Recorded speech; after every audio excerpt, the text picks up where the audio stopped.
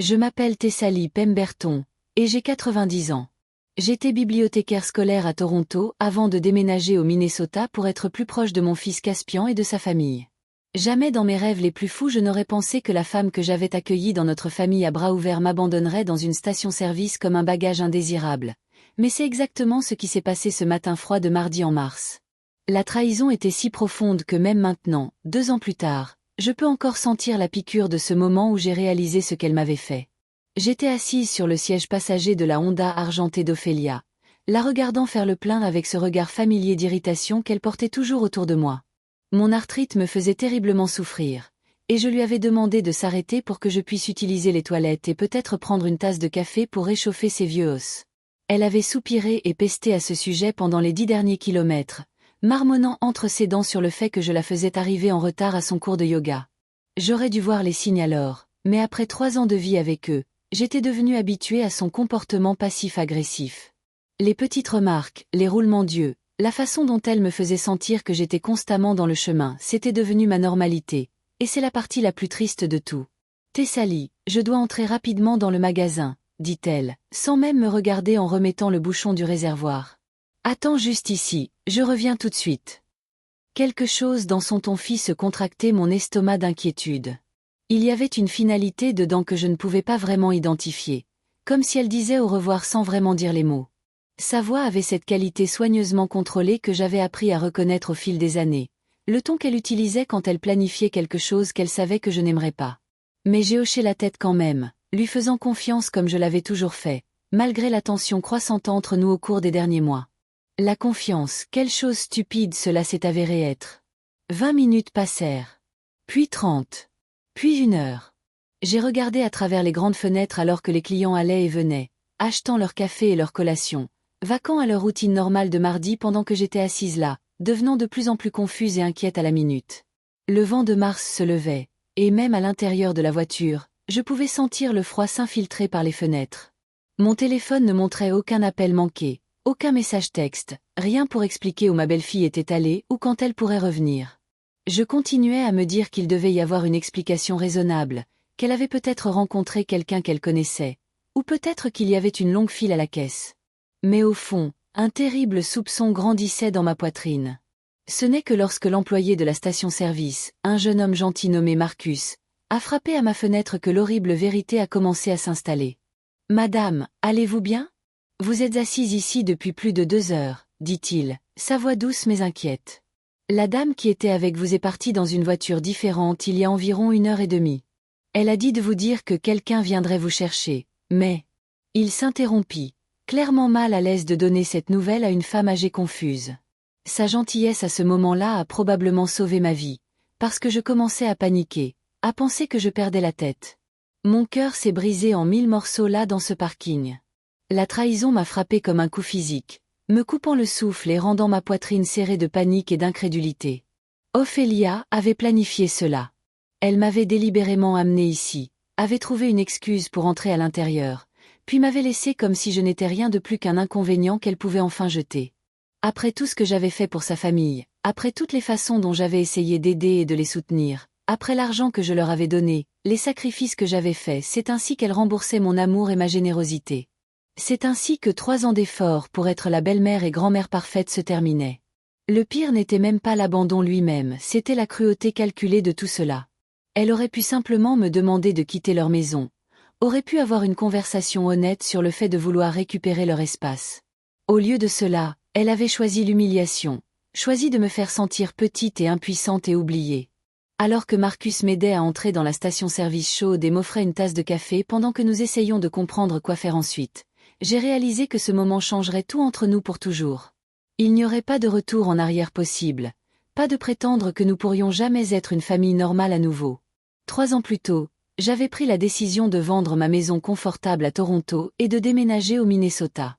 Caspian avait été si persuasif au téléphone, peignant des images de dîner en famille et de rires de petits-enfants, me promettant un accueil chaleureux dans leur belle maison de banlieue. « Maman, nous avons beaucoup d'espace », avait-il dit, sa voix pleine de ce que je pensais être un enthousiasme sincère. « Ophélia et moi en parlons depuis des mois. Nous te voulons près de nous, surtout avec les petits-enfants qui grandissent si vite. » L'enthousiasme dans sa voix avait fait fondre mon cœur, me faisant croire que j'étais vraiment désirée, vraiment nécessaire par mon fils et sa famille. Ophélia avait semblé sincèrement heureuse quand je suis arrivée pour la première fois, me montrant la chambre d'amis qu'ils avaient préparée et parlant de combien ce serait merveilleux d'avoir une paire de mains supplémentaires dans la maison. C'était une femme frappante au début de la quarantaine, avec des cheveux auburn qu'elle gardait en un carré parfait et des yeux verts qui pouvaient être chaleureux quand elle voulait quelque chose. J'avais été si reconnaissante de son acceptation apparente, surtout sachant combien il pouvait être difficile pour les familles de s'adapter à avoir un parent âgé qui emménage. Elle m'avait fait visiter la maison, me montrant où tout était, me faisant sentir que j'appartenais vraiment là. En regardant maintenant en arrière, je peux voir à quel point cet accueil avait été soigneusement orchestré. Les premiers mois avaient été tout ce que j'avais espéré. J'aidais avec la cuisine, passais du temps avec mes petits-enfants Perséphone et Orion, et essayais d'être utile sans être intrusive. J'ai même contribué financièrement, aidant avec les courses et les services publics, et offrant occasionnellement à la famille de beaux dîners au restaurant. Ma pension du district scolaire était modeste mais suffisante, et j'avais quelques économies de la vente de ma maison de Toronto que j'étais heureuse de partager avec la famille de mon fils. C'était bon de se sentir nécessaire, d'avoir à nouveau un but après des années de vie seule. Les petits-enfants semblaient apprécier de m'avoir là, et je chérissais chaque moment que je passais à leur lire, à les aider avec leurs devoirs, ou simplement à écouter leurs histoires sur l'école et les amis. Mais lentement, les choses ont commencé à changer. Ophélia a commencé à faire de petites remarques sur mes habitudes, ma cuisine, la façon dont j'organisais les choses. Elle mentionnait en passant à quel point la maison se sentait bondée, combien elle manquait d'avoir son propre espace, combien il était difficile de maintenir ses routines avec quelqu'un d'autre toujours là. Au début, j'ai essayé de répondre à ses préoccupations, passant plus de temps dans ma chambre, étant très prudente de nettoyer après moi, essayant d'anticiper ses besoins avant qu'elle ait à demander. Je pensais que si je pouvais juste être plus attentionnée, plus serviable, plus invisible quand nécessaire, nous pourrions trouver un moyen de faire fonctionner l'arrangement pour tout le monde. La tension a vraiment commencé à s'intensifier quand j'ai commencé à remarquer des divergences dans les finances du ménage. Je donnais de l'argent liquide à Ophélia pour les courses et les factures, généralement environ $800 par mois, mais j'ai commencé à soupçonner que cet argent n'allait pas là où elle prétendait qu'il allait. Les factures d'épicerie semblaient trop petites pour une famille de 5 personnes, et quand j'offrais de venir faire les courses avec elle pour aider à porter les sacs, elle avait toujours une excuse pour expliquer pourquoi cela ne marcherait pas. « Oh, je préfère faire les courses seule », disait-elle avec ce sourire éclatant. « J'ai mon système, et c'est juste plus facile si je m'en occupe moi-même. » Un après-midi, pendant qu'elle était à son club de lecture, j'ai décidé d'organiser le garde-manger de la cuisine comme une surprise utile. C'est alors que j'ai découvert la vérité, le garde-manger était à peine approvisionné. Certainement pas avec $800 d'épicerie par mois. Le réfrigérateur racontait la même histoire. Soit Ophélia était l'acheteuse la plus efficace du monde, soit mes contributions mensuelles étaient détournées ailleurs. La trahison semblait comme un coup de poing dans l'estomac, mais je me suis dit qu'il devait y avoir une explication raisonnable. Peut-être qu'elle achetait des courses dans plusieurs magasins, ou peut-être qu'elle stockait des produits non périssables que je n'avais simplement pas vus encore. Quand j'ai doucement soulevé mes préoccupations avec Caspian ce soir-là, il a juste haussé les épaules et dit qu'Ophélia s'occupait de toutes les finances du ménage et que je ne devais pas m'en préoccuper. Elle a tout sous contrôle, maman, dit-il, ne levant même pas les yeux de son ordinateur portable. Tu sais comme elle est organisée. Mais je pouvais voir l'expression inconfortable sur son visage, la façon dont il évitait mes yeux quand il parlait de questions d'argent. C'est alors que j'ai réalisé pour la première fois que mon fils pourrait ne pas être l'allié que je pensais qu'il était. La guerre psychologique a commencé sérieusement après ma découverte sur l'argent des courses. Ophélia est devenue une maîtresse de la cruauté subtile, le genre difficile à prouver mais impossible à ignorer.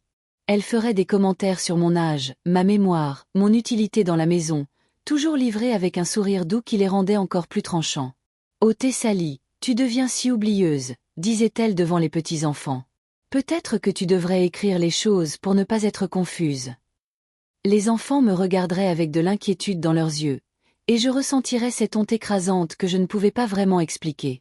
Est-ce que je devenais vraiment oublieuse? Est-ce que j'imaginais les choses que je pensais me rappeler clairement? Elle a commencé à, accidentellement, planifier des activités familiales pendant les moments où j'étais indisponible, puis à exprimer une déception exagérée que je ne puisse pas me joindre à eux. Je suis désolée, Thessalie. J'ai complètement oublié que tu avais ce rendez-vous chez le médecin quand j'ai planifié notre voyage au zoo, disait-elle, sa voix dégoulinante de fausse inquiétude. Je suppose que ce sera juste nous quatre cette fois.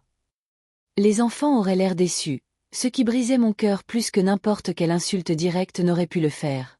J'ai commencé à me demander si j'étais trop exigeante, si mes rendez-vous médicaux et mes limitations physiques étaient vraiment un tel inconvénient pour la famille qui était supposée vouloir que je vive avec eux. L'isolement était peut-être l'aspect le plus cruel de sa campagne.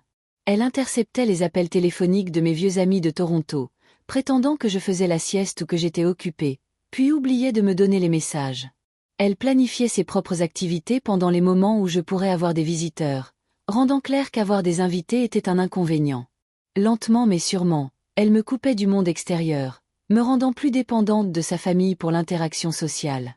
Quand je mentionnais que je n'avais pas eu de nouvelles de certains amis depuis un moment, elle suggérait que peut-être ils m'avaient oublié ou avaient continué avec leur vie.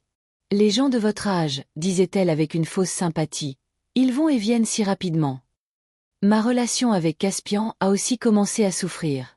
Ophélia avait une façon de présenter les situations qui me faisait paraître exigeante ou déraisonnable.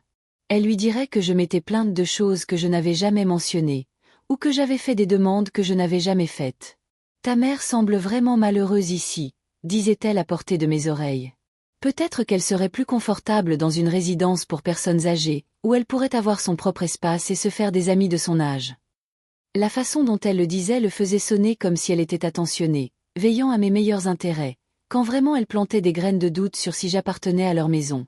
La manipulation financière a continué et s'est intensifiée. Au-delà de l'argent des courses, elle a commencé à suggérer que je contribue aux dépenses plus importantes du ménage. Le chauffe-eau doit être remplacé, annonçait-elle, et cela va coûter 3000 $. Puisque tu fais partie du ménage, nous pensions que tu pourrais vouloir aider avec ça. Ces demandes venaient toujours avec de la manipulation émotionnelle, des suggestions subtiles que la famille de mon fils luttait financièrement parce qu'ils étaient si généreux de me laisser vivre avec eux. Quand j'hésitais à remettre de grosses sommes d'argent, elle avait ce regard blessé et parlait de combien ils avaient sacrifié pour me faire de la place dans leur maison. Je me trouvais à marcher sur des œufs, analysant constamment mon propre comportement pour voir si j'étais vraiment trop exigeante ou difficile. Étais-je vraiment aussi oublieuse qu'elle le prétendait? Étais-je vraiment un fardeau pour leur famille? Le doute de soi était la pire partie, la façon dont elle me faisait questionner mes propres perceptions et souvenirs. J'avais toujours été vive, toujours été indépendante, mais elle avait une façon de me faire sentir comme si je perdais la tête. Chaque conversation devenait un champ de mine où je devais soigneusement considérer si ce dont je me souvenais était réel ou juste une pensée confuse. Le point de rupture est arrivé quand elle a commencé à impliquer les petits-enfants dans sa campagne de cruauté subtile. Perséphone, qui n'avait que 8 ans, a commencé à me demander pourquoi je vivais avec eux au lieu d'avoir ma propre maison comme les autres grands-mères. Orion, qui avait 12 ans, a commencé à faire des commentaires sur la quantité de nourriture que je mangeais et l'espace que mes affaires prenaient. Ce n'étaient pas des observations naturelles d'enfants, c'étaient clairement des échos de conversations qu'ils avaient entendues entre leurs parents. La réalisation que mes propres petits-enfants étaient retournés contre moi était presque plus que je ne pouvais supporter. Le matin de mon abandon a commencé comme n'importe quel autre jour. Bien qu'en regardant en arrière, je peux voir maintenant qu'Ophélia planifiait cela depuis des semaines. Elle avait été inhabituellement agréable au petit déjeuner, demandant à propos de ma journée et offrant même de me conduire à mon rendez-vous de physiothérapie. J'ai besoin de faire des courses de toute façon, avait-elle dit, sa voix inhabituellement joyeuse. Nous pouvons en faire une journée, peut-être s'arrêter pour un bon déjeuner quelque part. Le changement soudain dans son comportement aurait dû être un signal d'alarme. Mais j'étais si affamée d'interactions familiales normales que j'ai sauté sur l'occasion de passer du temps avec elle sans tension ou conflit. J'aurais dû être suspicieuse de sa gentillesse soudaine, mais j'étais si désespérée que les choses reviennent à la normale entre nous que j'ai ignoré mes instincts. Nous étions en désaccord depuis si longtemps que n'importe quel geste de chaleur semblait comme un cadeau, comme peut-être nous pourrions finalement travailler à travers nos différences et trouver un moyen d'être une vraie famille. Je me suis même habillée un peu, portant mon bon pull bleu et le collier de perles que Caspian m'avait donné pour mon anniversaire, espérant que peut-être nous pourrions finalement avoir une vraie conversation et réparer les dommages qui avaient été faits à notre relation au cours de la dernière année. Le trajet jusqu'à mon rendez-vous était assez agréable, bien que j'ai remarqué qu'elle continuait à vérifier son téléphone et semblait distraite. Quand nous sommes arrivés à la clinique de physiothérapie, elle a attendu dans la voiture au lieu de venir avec moi comme elle le faisait habituellement. « Je vais juste rattraper quelques appels, dit-elle, déjà en train de faire défiler son téléphone. Prends ton temps là-dedans, t'es sali. Pas de précipitation du tout. La façon dont elle l'a dit, avec cette luminosité forcée dans sa voix, aurait dû m'avertir que quelque chose n'allait pas. Mais j'étais juste heureuse que nous ne nous disputions pas, qu'elle ne fasse pas de commentaires sarcastiques sur mes besoins médicaux ou sur le temps que prenaient mes rendez-vous. Ma séance de physiothérapie s'est bien passée, et je me sentais optimiste à propos de la journée à venir. Mon thérapeute, Janet, a même commenté sur les progrès que j'avais faits avec ma mobilité et mon équilibre. « Tu vas très bien pour 90 ans, dit-elle avec un sourire sincère. Quoi que tu fasses à la maison, continue comme ça. Si seulement elle savait que ce que je faisais à la maison était de marcher sur des œufs et d'essayer de rester invisible. Mais pendant cette heure, travaillant sur mes exercices et bavardant avec Janet sur les livres et le jardinage, je me sentais comme mon ancien moi, confiante, capable, valorisée pour qui j'étais plutôt que vue comme un fardeau. Quand je suis revenue à la voiture, Ophélia était toujours au téléphone, ayant ce qui semblait être une conversation intense avec quelqu'un. Elle a rapidement raccroché quand elle m'a vu approcher, et m'a donné ce sourire lumineux et faux qu'elle avait perfectionné au fil des années. « Tout terminé ?» demanda-t-elle, comme si rien ne s'était passé. « Parfait. J'ai pensé que nous pourrions faire un arrêt rapide à cette station-service sur l'autoroute 12. J'ai besoin de faire le plein, et je sais que tu aimes leur café. » La station-service était à environ 20 km de la clinique, dans une direction où nous n'allions normalement pas. J'aurais dû demander pourquoi nous allions si loin de notre chemin, mais j'appréciais juste le trajet et le rare moment paisible entre nous. Nous avons bavardé sur les petits-enfants, sur le temps, sur rien de particulièrement important. Elle a même ri à une de mes histoires sur mes jours de bibliothèque, et pendant un moment, je me suis permis de croire que peut-être nous pourrions retrouver notre chemin pour être une vraie famille. Peut-être que toute la tension et le conflit avaient été un malentendu que nous pourrions résoudre.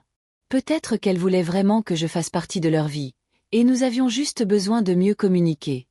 L'espoir dans ma poitrine était presque douloureux, parce que je voulais si désespérément que les choses soient différentes entre nous. Quand nous nous sommes arrêtés à la station-service, tout semblait normal. C'était un endroit occupé, avec beaucoup de voitures et de gens qui allaient et venaient. Ophélia est sortie pour faire le plein comme elle le faisait toujours, et j'ai attendu sur le siège passager, regardant le monde passer par la fenêtre. J'ai remarqué une berline noire se garer à l'autre bout du parking, mais je n'y ai pas pensé beaucoup à ce moment-là. Juste un autre client s'arrêtant pour de l'essence et des collations. Ce n'est que beaucoup plus tard que j'ai réalisé que la berline noire appartenait à la sœur d'Ophélia, Cordelia, et que tout ce voyage élaboré avait été orchestré pour m'emmener loin de la maison, loin de quiconque pourrait questionner ce qui se passait. Ils avaient planifié cet abandon jusqu'au plus petit détail, choisissant un endroit où je serais bloquée et confuse. Marcus, l'employé de la station-service, était un ange envoyé du ciel ce jour-là. Après m'avoir aidé à entrer et m'avoir donné du café, il s'est assis avec moi pendant que j'essayais de traiter ce qui s'était passé. « Avez-vous quelqu'un que vous pouvez appeler ?» demanda-t-il doucement, son jeune visage plein d'inquiétude pour cette vieille femme confuse qui avait été abandonnée à son lieu de travail. J'ai fouillé dans mon sac à main pour mon téléphone, mes mains tremblant de colère et d'humiliation. La réalité de ma situation commençait à s'installer, j'avais 90 ans. Bloqué à 20 km de ce que j'avais pensé être ma maison, abandonné par quelqu'un en qui j'avais eu confiance avec ma vie et mon argent. Mon premier appel était à Caspian, bien sûr. Sûrement mon fils serait horrifié d'apprendre ce que sa femme avait fait, viendrait immédiatement me chercher et exigerait une explication pour ce traitement cruel. Le téléphone a sonné et sonné avant d'aller à la messagerie vocale. J'ai laissé un message, essayant de garder ma voix stable malgré le tumulte dans ma poitrine. Caspian, c'est maman. Ophélia m'a laissé dans une station-service sur l'autoroute 12. J'ai besoin que tu viennes me chercher. S'il te plaît, rappelle-moi dès que tu reçois ceci. Je suis restée assise là à fixer mon téléphone, le suppliant de sonner, me disant qu'aussitôt qu'il entendrait mon message, il rappellerait immédiatement et ce cauchemar serait terminé. 20 minutes plus tard, mon téléphone a sonné. C'était Caspian, mais sa voix était froide et distante, pas du tout ce que j'avais attendu. « Maman, Ophélia m'a dit ce qui s'est passé, dit-il, et je pouvais entendre l'accusation dans son ton. Elle a dit que tu avais eu une sorte d'épisode à la station-service, que tu étais devenue confuse et que tu t'étais éloignée. Elle t'a cherché partout avant de devoir partir. » Mon cœur s'est effondré quand j'ai réalisé qu'il allait croire sa version des événements plutôt que la mienne. Après 35 ans d'être sa mère, après toute la confiance que nous avions construite au fil des décennies, il choisissait de croire un mensonge plutôt que d'écouter ma vérité. « Ce n'est pas ce qui s'est passé, Caspian, dis-je, ma voix plus forte que je ne me sentais. Elle m'a délibérément laissé ici. Elle a dit à l'employé que quelqu'un viendrait me chercher, mais elle n'avait jamais l'intention de revenir. C'était planifié. Le silence à l'autre bout du téléphone était assourdissant. Je pouvais presque l'entendre penser, pesant mes mots contre l'histoire qu'Ophélia lui avait donnée. Quand il a finalement parlé, ces mots m'ont coupé plus profondément que n'importe quelle blessure physique n'aurait pu le faire. « Maman, je pense que tu dois sérieusement considérer d'autres arrangements de vie, » dit-il, sa voix soigneusement contrôlée. « Cette situation ne fonctionne pour personne. Ophélia a été très patiente, mais tu as été de plus en plus difficile à vivre, » continua-t-il, et chaque mot semblait comme un couteau dans mon cœur. « Peut-être qu'il est temps de regarder les résidences assistées, où tu peux obtenir les soins dont tu as besoin. » La trahison était maintenant complète, pas seulement d'Ophélia, mais de mon propre fils, qui choisissait de croire un mensonge plutôt que de faire confiance à sa propre mère. J'ai réalisé à ce moment que cet abandon n'était pas seulement l'idée d'Ophélia. C'était quelque chose qu'ils avaient planifié ensemble, un moyen de se débarrasser de moi sans avoir à faire face à la culpabilité de me demander directement de partir. J'ai raccroché sur lui, quelque chose que je n'avais jamais fait de ma vie entière. Marcus était toujours là, prétendant organiser des marchandises tout en écoutant clairement pour s'assurer que j'allais bien. « Avez-vous quelque part ailleurs où vous pouvez aller ?» demanda-t-il doucement. J'ai pensé à mes options, qui étaient douloureusement limitées. La plupart de mes amis étaient de retour à Toronto, ma sœur était décédée 2 ans plus tôt, et j'avais stupidement mis tous mes œufs dans le panier de vivre avec la famille de mon fils. L'isolement qu'Ophélia avait si soigneusement construit autour de moi était maintenant complet, je n'avais vraiment nulle part où me tourner, personne à appeler pour de l'aide. Puis je me suis souvenu d'Eugenia Blackwood, une ancienne collègue de la bibliothèque qui avait déménagé à Minneapolis après la retraite. Nous avions gardé le contact sporadiquement au fil des années, échangeant des cartes de Noël et des emails occasionnels. Elle avait mentionné dans sa dernière carte qu'elle vivait dans un complexe d'appartements charmants pour personnes âgées, et qu'elle cherchait toujours des partenaires de bridge. C'était un coup de chance, mais c'était tout ce que j'avais. Avec des doigts tremblants, j'ai fait défiler mes contacts jusqu'à ce que je trouve son numéro, disant une prière silencieuse qu'elle répondrait et qu'elle se souviendrait de moi assez gentiment pour m'aider. Eugenia a répondu à la 2e sonnerie, et quand j'ai expliqué ma situation, elle n'a pas hésité un moment. « Tu emballes tout ce que tu peux porter et tu descends ici, » dit-elle fermement. « Je viendrai te chercher moi-même s'il le faut. Personne ne devrait être traité comme ça, surtout pas par la famille. » Son soutien immédiat et sa gentillesse m'ont fait pleurer pour la première fois depuis que tout ce cauchemar avait commencé. Quelqu'un me croyait, quelqu'un se souciait assez pour m'aider sans poser de questions ou porter de jugement sur ma situation familiale. Retourner dans cette maison, c'était comme entrer en territoire ennemi. Ophélia était dans la cuisine, préparant le dîner et fredonnant comme si rien ne s'était passé. Quand elle m'a vu, son visage est passé par une série d'expressions, surprise, agacement, puis un masque soigneusement construit d'inquiétude. « Thessalie, où étais-tu? Je t'ai cherché partout à cette station-service. Tu as simplement disparu. » Le mensonge lui venait si facilement, livré avec une telle conviction que pendant un moment j'ai presque douté de ma propre mémoire de ce qui s'était passé. Mais Marcus était juste derrière moi, et sa présence me donnait la force de voir à travers sa performance. Je n'ai pas répondu à ses mensonges. Au lieu de cela, je suis passé devant elle vers ma chambre, Marcus me suivant à une distance respectueuse. « Je suis ici pour aider Madame Pemberton à rassembler ses affaires, » dit-il poliment quand Ophélia a essayé de bloquer notre chemin. « Elle déménagera aujourd'hui. » Le regard de triomphe qui a traversé son visage avant qu'elle puisse le cacher m'a dit tout ce que j'avais besoin de savoir sur combien de temps elle avait planifié ce moment. Ce n'était pas une décision spontanée née de la frustration, c'était l'aboutissement d'une campagne soigneusement orchestrée pour se débarrasser de moi. Caspian est apparu dans l'embrasure de la porte, son visage rouge de ce qui ressemblait à de l'embarras plutôt qu'à de l'inquiétude. « Maman, parlons de cela rationnellement, » dit-il, mais sa voix manquait de conviction. Peut-être que nous avons juste besoin d'établir de meilleures limites, trouver un système qui fonctionne pour tout le monde. J'ai regardé mon fils, cet homme que j'avais élevé et aimé et pour qui j'avais sacrifié, et j'ai réalisé qu'il était complice de cette cruauté. Il pourrait ne pas avoir été le cerveau, mais il était certainement un participant volontaire dans le plan d'Ophélia pour m'humilier et m'abandonner. Il n'y a rien à discuter, Caspian, dis-je, ma voix stable malgré la douleur dans ma poitrine. Ta femme a rendu ses intentions très claires aujourd'hui. J'accepte simplement sa décision. Pendant que je faisais mes bagages avec mes vêtements et effets personnels, j'ai remarqué que beaucoup de mes affaires avaient déjà disparu, photos, livres, petits souvenirs qui avaient été déplacés ou jetés sans ma connaissance. L'effacement systématique de ma présence dans leur maison se passait depuis des semaines, peut-être des mois. Ils préparaient mon départ bien avant d'avoir eu le courage de se débarrasser de moi. En rassemblant mes documents financiers du tiroir du bureau, j'ai découvert quelque chose qui a glacé mon sang. Il y avait des relevés bancaires à mon nom, montrant des retraits et des transferts que je n'avais pas autorisés. L'argent des courses n'était pas la seule chose qu'Ophélia volait, elle vidait systématiquement mon compte d'épargne, falsifiait ma signature sur les chèques, et transférait de l'argent vers des comptes que je ne reconnaissais pas. Les montants étaient stupéfiants, bien plus que je n'avais jamais imaginé. Ce n'était pas juste du vol occasionnel, c'était de l'abus financier organisé et systématique qui se passait depuis plus d'1 an. Les montants étaient vraiment choquants. Au cours des 18 derniers mois, près de 40 000 $ avaient été volés de mes comptes. L'argent que j'avais économisé pour les urgences, pour les dépenses médicales, pour de petits cadeaux à mes petits-enfants, tout était parti, siphonné par la femme qui me souriait à travers la table du petit déjeuner chaque matin tout en me volant aveuglément. La trahison était si complète, si calculée, que j'ai dû m'asseoir pour reprendre mon souffle. Comment quelqu'un pouvait-il être si cruel, si calculateur, si complètement sans conscience?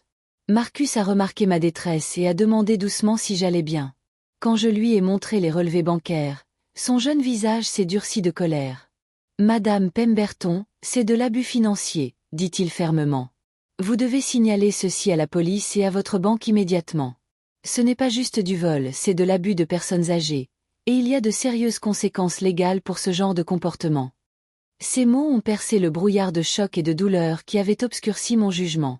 Ce n'était pas juste du drame familial, c'était un crime, et j'avais tout à fait le droit de chercher justice.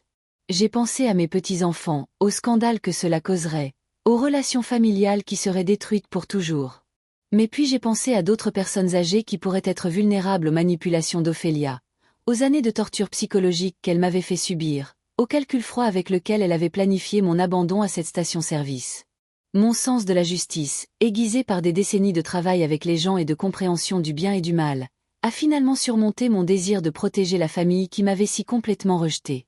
Le complexe d'appartements d'Eugénia était tout ce qu'elle avait décrit, une communauté chaleureuse et accueillante où les résidents prenaient soin les uns des autres. Ma chambre temporaire était petite mais confortable, et pour la première fois en moi, je me sentais en sécurité. Ce soir-là, en partageant du thé et des biscuits avec ma vieille amie, je lui ai raconté toute l'histoire. Eugénia a écouté avec une indignation croissante, ses yeux brillants de la même intelligence féroce dont je me souvenais de nos jours de bibliothèque. La première chose que nous devons faire est de sécuriser vos finances, dit-elle, atteignant déjà son téléphone. J'ai un neveu qui est avocat, spécialisé dans les cas d'abus de personnes âgées. Il saura exactement comment gérer cette situation. En 1 heure, j'étais au téléphone avec Thomas Blackwood, le neveu d'Eugénia, qui était en effet un expert en crimes financiers contre les personnes âgées. Thomas était consterné par ce que je lui ai dit et a immédiatement commencé à décrire un plan d'action. « Madame Pemberton, ce que vous avez décrit est un cas d'école d'abus financiers de personnes âgées, » dit-il, sa voix sérieuse mais rassurante. « La bonne nouvelle est que nous avons de la documentation, et la loi est très claire sur ces situations. La mauvaise nouvelle est que la récupération peut être compliquée, surtout quand des membres de la famille sont impliqués. Mais il m'a assuré que nous avions un cas solide et qu'il avait vu des situations bien pires résolues avec succès. Nous avons passé le matin suivant au poste de police, déposant des rapports et fournissant de la documentation. La détective assignée à mon cas, Maria Santos, était une femme d'âge moyen avec des yeux gentils et une attitude sans non-sens. « Je vois ce genre de choses plus souvent que je ne le voudrais, » dit-elle, examinant les relevés bancaires. Les membres de la famille pensent qu'ils peuvent profiter de parents âgés parce qu'ils supposent que personne ne les croira ou qu'ils ne se battront pas. Sa compétence professionnelle et son expérience évidente avec ces cas m'ont donné confiance que j'étais finalement entre de bonnes mains. L'enquête a progressé rapidement une fois qu'elle a été officielle. La détective Santos a pu tracer les chèques falsifiés et les transferts non autorisés, construisant un cas dont même le charme d'Ophélia ne pouvait pas la sortir. Thomas a déposé des motions pour geler les comptes où mon argent avait été transféré, et en quelques jours, nous avions une image claire de l'étendue du vol. C'était encore pire que je ne l'avais initialement pensé, le pattern d'abus financiers remontait presque au jour où j'avais emménagé avec eux, commençant petit et s'intensifiant graduellement alors qu'Ophélia devenait plus confiante dans sa capacité à me manipuler. Mais les crimes financiers n'étaient que le commencement. Alors que nous creusions plus profond, Nous avons découvert qu'Ophélia avait mené des combines similaires sur d'autres personnes âgées dans la communauté. Elle s'était liée d'amitié avec plusieurs veuves de l'église locale, offrant de les aider avec leurs finances puis les volant systématiquement. Mon cas était juste la pointe de l'iceberg, partie d'un pattern plus large de comportements prédateurs qui se passait depuis des années. La détective Santos était particulièrement intéressée par ce développement, car cela suggérait qu'Ophélia était une délinquante en série plutôt que quelqu'un qui avait simplement été opportuniste avec un parent vulnérable. La maison dans laquelle Caspian et Ophélia vivaient, la maison à laquelle j'avais contribué pendant 3 ans, était en fait possédée par un trust que j'avais financé sans le savoir. L'acompte était venu de mes économies, les paiements hypothécaires avaient été supplémentés par mes contributions mensuelles, et les taxes foncières avaient été payées avec de l'argent volé de mes comptes. En essence, j'avais payé pour ma propre prison, finançant le toit même qui abritait les gens qui détruisaient systématiquement ma vie et volaient mon avenir. L'enquête de Thomas a aussi révélé qu'Ophélia me déclarait comme personne à charge sur leur déclaration d'impôt tout en collectant simultanément de l'argent de moi pour les dépenses du ménage. Elle faisait du double emploi, obtenant des avantages fiscaux pour me soutenir tout en prenant réellement de l'argent de moi. La nature systématique de sa fraude était à couper le souffle dans son étendue et son audace. Ce n'était pas le travail de quelqu'un qui avait fait quelques mauvaises décisions, c'était l'opération soigneusement planifiée d'une artiste de l'escroquerie professionnelle qui se trouvait être mariée à mon fils. Quand la détective Santos a appelé pour me dire qu'ils avaient assez de preuves pour porter des accusations, j'ai ressenti un mélange de justification et de tristesse. C'était la femme de mon fils, la mère de mes petits-enfants, et malgré tout ce qu'elle avait fait, je ne prenais aucun plaisir à sa chute. Mais je savais aussi que justice devait être rendue, pas seulement pour moi, mais pour toutes les autres personnes âgées qu'elle avait victimisées et celles qu'elle pourrait cibler à l'avenir. La nouvelle de l'arrestation d'Ophélia a frappé la communauté locale comme une bombe. La femme qui avait été si active dans les comités d'église et les organisations caritatives, qui s'était présentée comme un pilier de la communauté, était révélée être une prédatrice calculatrice qui ciblait spécifiquement les personnes âgées.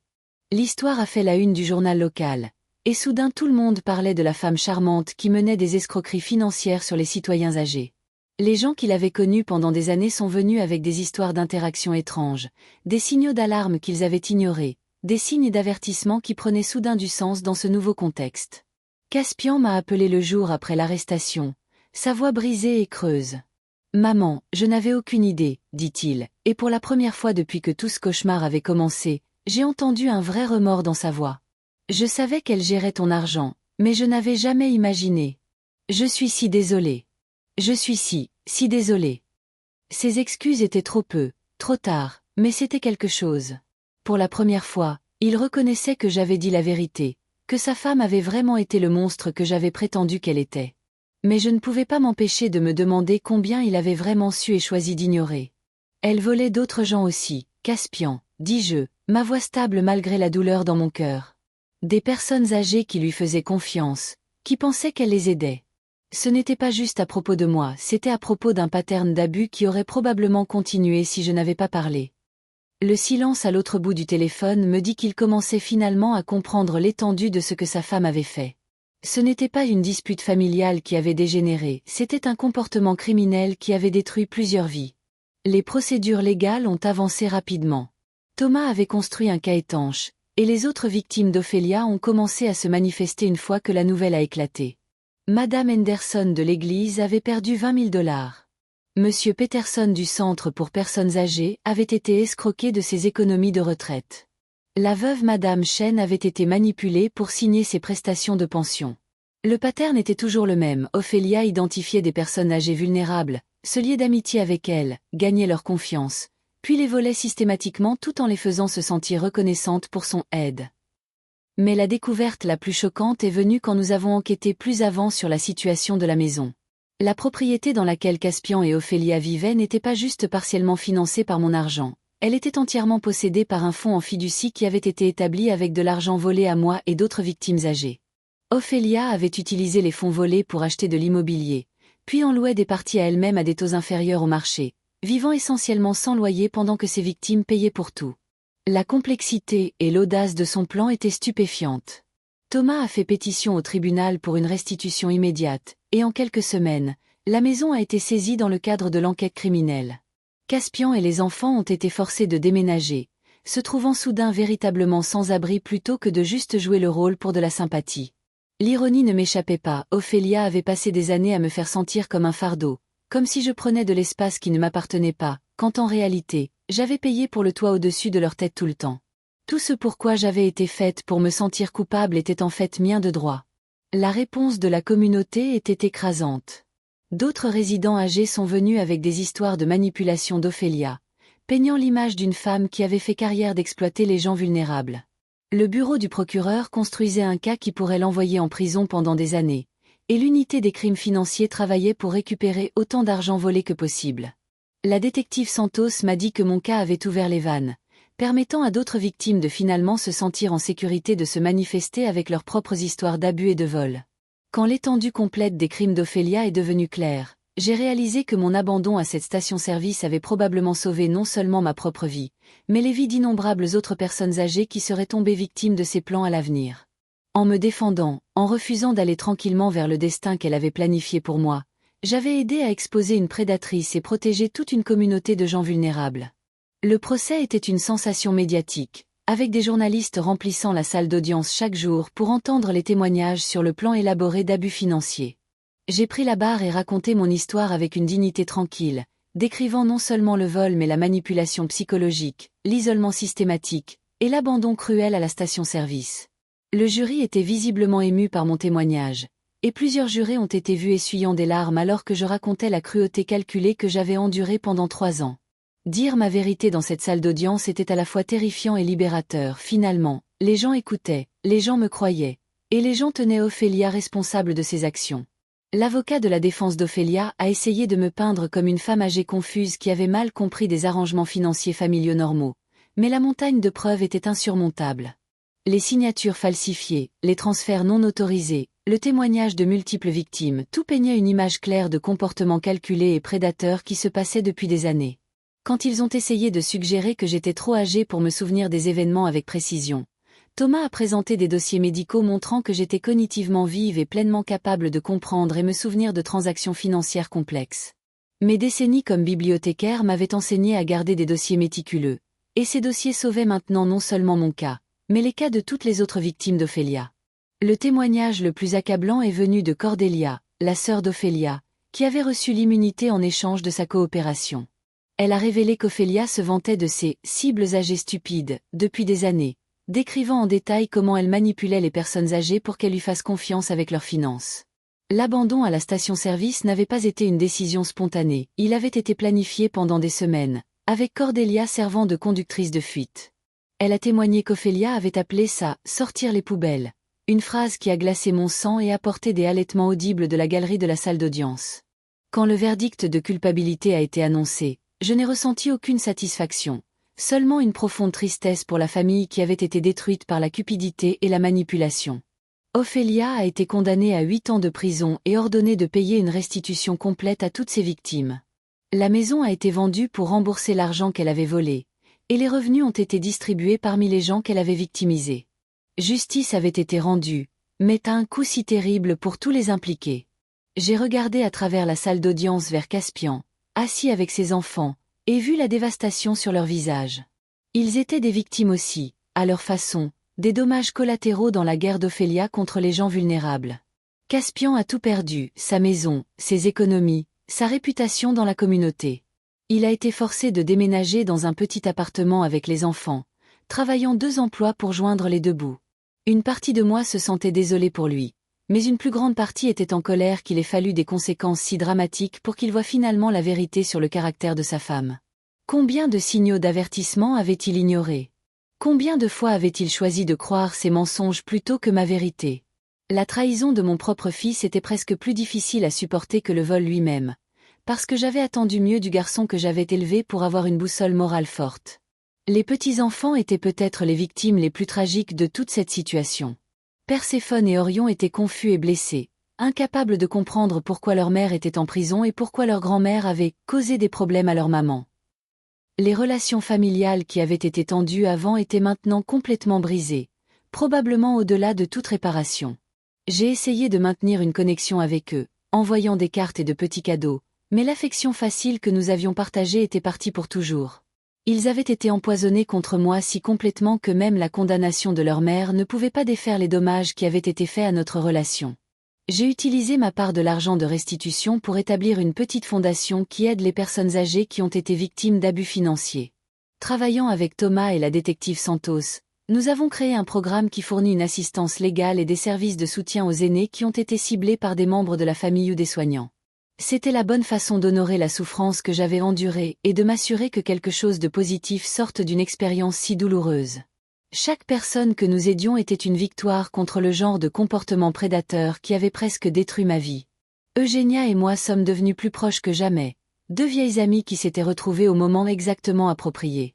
Son complexe d'appartement est devenu ma maison permanente, et j'ai découvert une communauté de gens qui valorisaient mon expérience et ma sagesse plutôt que de me voir comme un fardeau. Pour la première fois en années, je me sentais vraiment accueillie et appréciée. Nous jouions au bridge 2 fois par semaine, organisions des événements sociaux, et prenions soin les unes des autres de façon qui me rappelait ce que les vraies relations familiales devraient ressembler.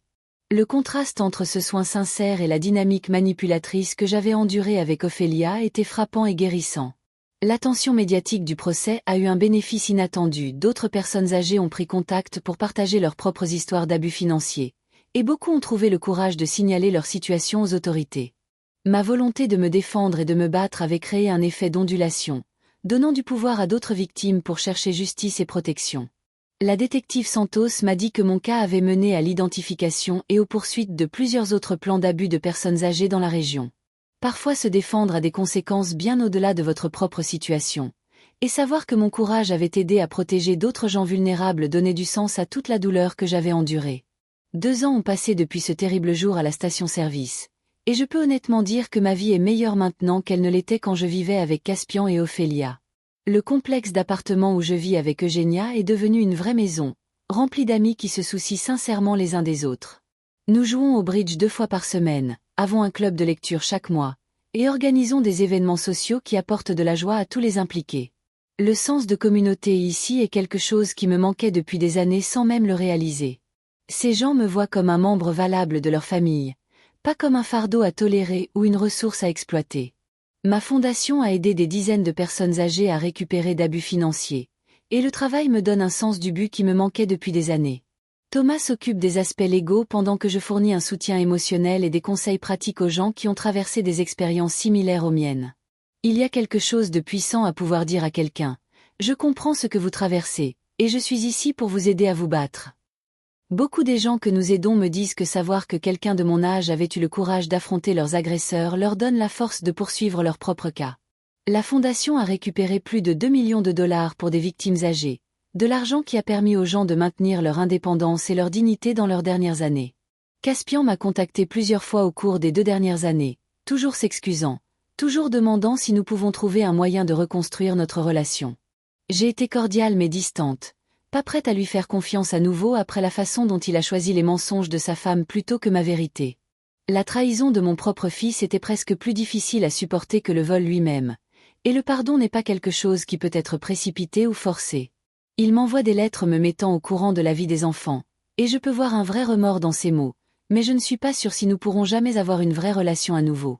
La confiance, une fois brisée si complètement, est presque impossible à reconstruire.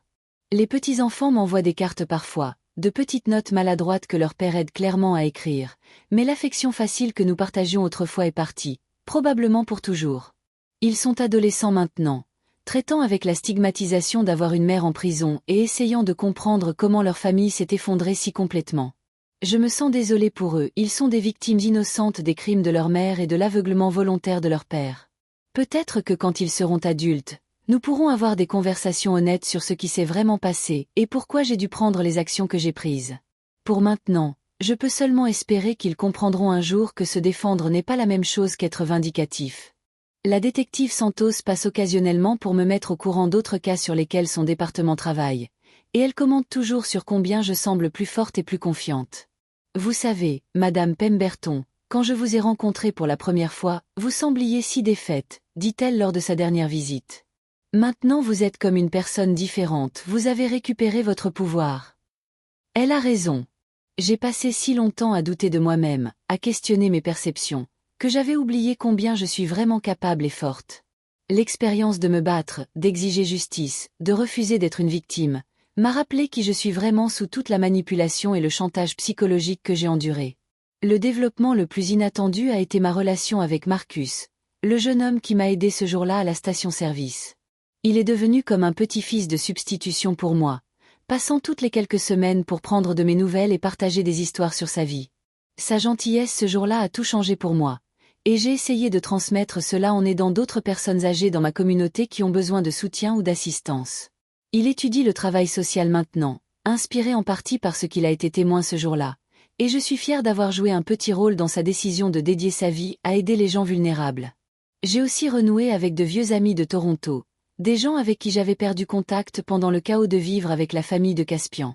L'isolement qu'Ophélia m'avait imposé s'est complètement levé une fois que j'ai été libérée de sa manipulation, et j'ai réalisé combien m'avait manqué d'avoir des gens dans ma vie qui appréciaient vraiment ma compagnie. Nous faisons du chat vidéo régulièrement maintenant, et plusieurs d'entre eux m'ont visité à Minneapolis. C'est étonnant comme les amitiés sincères peuvent être rapidement rallumées quand vous ne vivez plus sous la coupe de quelqu'un qui veut contrôler chaque aspect de votre vie. Ma santé s'est améliorée dramatiquement depuis que j'ai déménagé de cet environnement toxique. Le stress et l'anxiété de marcher constamment sur des œufs, de ne jamais savoir quand la prochaine insulte ou manipulation viendrait, avaient pris un pH physique que je n'avais pas complètement reconnu. Maintenant je dors mieux, mange mieux, et plus d'énergie que j'en ai eu en années. Mon médecin est étonné par l'amélioration de ma pression artérielle et mon bien-être général. Il s'avère que vivre dans un état de stress et de peur constant me tuait lentement, et me retirer de cette situation a littéralement sauvé ma vie. En regardant en arrière, je peux voir qu'être abandonné à cette station-service était en fait une bénédiction déguisée. C'était la poussée dont j'avais besoin pour finalement me défendre, pour arrêter d'accepter un traitement inacceptable, et pour récupérer ma dignité et mon indépendance. Ophélia pensait qu'elle me jetait comme un bagage indésirable, mais ce qu'elle a vraiment fait, c'est me libérer d'une prison dans laquelle je ne réalisais même pas que je vivais. Parfois la pire chose qui vous arrive s'avère être la meilleure chose qui aurait pu arriver, il faut juste du temps et de la perspective pour le voir de cette façon. À 92 ans maintenant, j'ai appris qu'il n'est jamais trop tard pour recommencer, jamais trop tard pour exiger un meilleur traitement, et jamais trop tard pour trouver sa voie. La femme qui a été laissée à cette station-service était brisée et défaite, mais la femme qui écrit cette histoire est forte, indépendante, et entourée de gens qui la valorisent. Je vis toujours dans le même complexe d'appartements, travaille toujours avec ma fondation, joue toujours au bridge avec Eugénia 2 fois par semaine. Mais maintenant je voyage aussi, visitant de vieux amis et en faisant de nouveaux, libre des contraintes d'essayer de plaire aux gens qui ne m'ont jamais vraiment voulu là en premier lieu. Ma vie est à nouveau mienne, et cela vaut plus que n'importe quelle maison ou relation familiale construite sur des mensonges et de la manipulation. S'il y a une chose que je veux que d'autres personnes âgées sachent, c'est ceci: vous méritez d'être traité avec respect et dignité, peu importe votre âge, peu importe vos circonstances, et peu importe ce que votre famille vous dit. Ne laissez personne vous convaincre que l'abus est normal ou que vous devriez être reconnaissant pour le mauvais traitement. Faites confiance à vos instincts, documentez tout, et n'ayez jamais peur de demander de l'aide. La station-service où tout cela a commencé est devenue un symbole de transformation pour moi, pas un endroit d'abandon, mais un endroit où ma vraie vie a recommencé. Fin.